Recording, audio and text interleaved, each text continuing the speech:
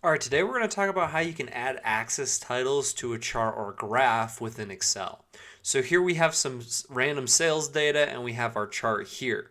Now typically when you insert a chart or a graph for the first time, you're not going to see any axis titles.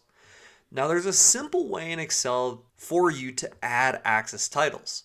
Simply select the graph or click on the graph, and then these three icons will appear. Hit that little plus sign and that will bring up the different chart elements. When you select axis titles, then the X and Y axis will have titles.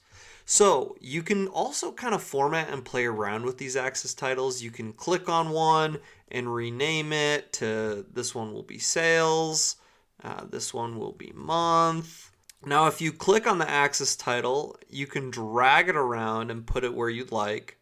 Or if you right click on it, you can edit the style, the fill, the outline, and all those things for the axis title. Now if you want to simply remove those axis titles, you simply go back to chart elements by hitting this plus button, and you just unselect axis titles and those will go away. So there you have it. That's how you can add or format axis titles to a graph in Excel. Thank you so much for watching. Please don't forget to subscribe and smash the like button on your way out. Thank you so much and just have such a great rest of your day.